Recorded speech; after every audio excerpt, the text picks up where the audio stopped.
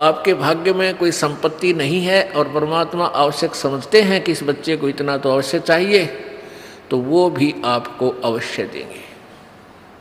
लेकिन आपको इतना नहीं देंगे,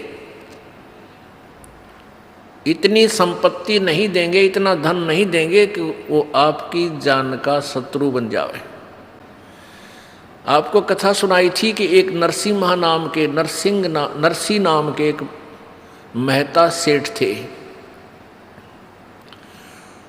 उसके पास इतनी संपत्ति थी कि राजा ने उसको हुंडी देने का अधिकार दे रखा था। हुंडी का अर्थ होता है जैसे बैंक होते हैं ना, बैंक, और बैंक में ड्राफ्ट बनवाए जाते हैं, तो ड्राफ्ट के पैसे जमा करा दो उस बैंक में, वो बैंक आपको कागज़ बना के दे देगा, आपको दूसरे बैंक में उस ड्राफ्ट के पैसे मिल जाएंगे। तो इतना सेठ था वो, पैसे वाला था कि उसकी हुंडी चलती थी।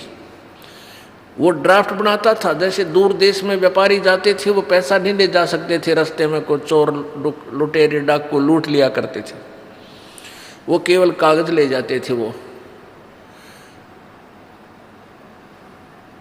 परमात्मा ने देखा कि वो कंजूस।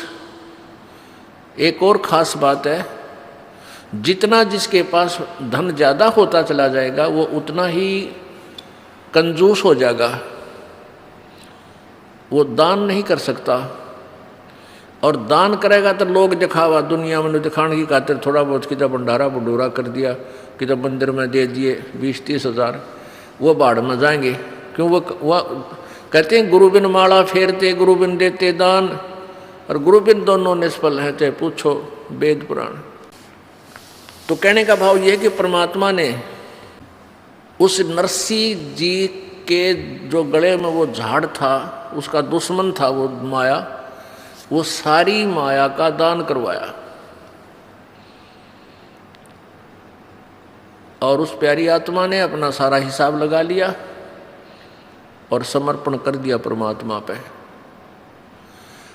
अब फिर परमात्मा का रोल शुरू हो जाता है।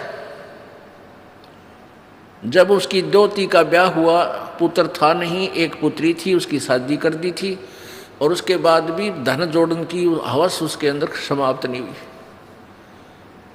तब परमात्मा ने उसकी वहाँ से वो कोड निकलवाया, वो माया खत्म करवाई परमात्मा ने।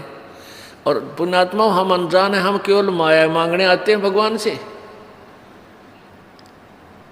पुण्यात्मा, आप केवल एक का चीज़ मांगो भगवान से कि साईं इतना दीजिए जिसमें कुटुंब समावे, हम भी भूखे ना रहे, अतिथि ना भूखा जावे। इसमें सारा कुछ आ गया।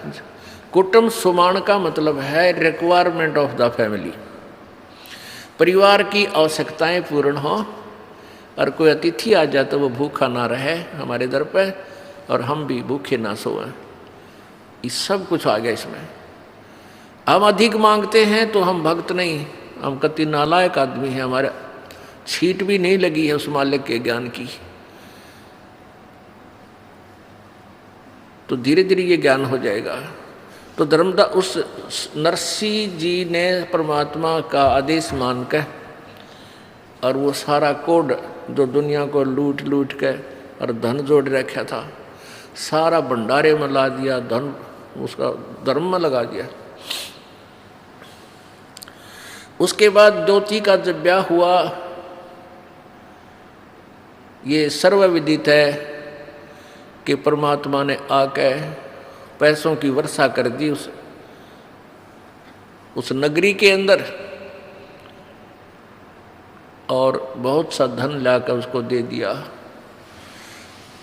तो ये तो परमात्मा ये दिखाना चाहते हैं कि कल्पे कारण कौन है, कल्पे कारण कौन है, कल्पे कारण क्या भवे, कर सेवा निकाम,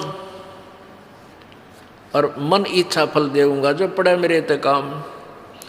अब जैसे आप जा रहे हो, एक्सीडेंट हो गया और वहाँ आपको बचा दिया, वहाँ धनी का काम था, वहाँ ना राष्ट्रपति बचा सकता, चाहे आपका पिता भी क्यों ना हो, ना मुख्यमंत्री बचा सकता, ना कोई भी नहीं बचा सकता, ना तेरी माया बचा सकती, धन नहीं बचा सकता, वहाँ परमात्मा बचा सकता, वहाँ धनी का रोल है।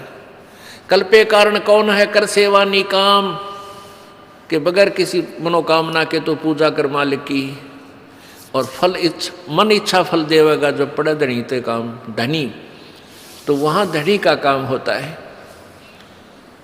हम परमात्मा के विधान को, परमात्मा की परिभाषा को भूल चुके हैं, इसलिए हम स्वयं ही माया जोड़ जोड़ के दुनिया ने लूट लाट के 2 के 20 बना के हम सेठ बनना चाहते हैं। 7 जन्म नहीं बन सकते, ये भूल है आपका।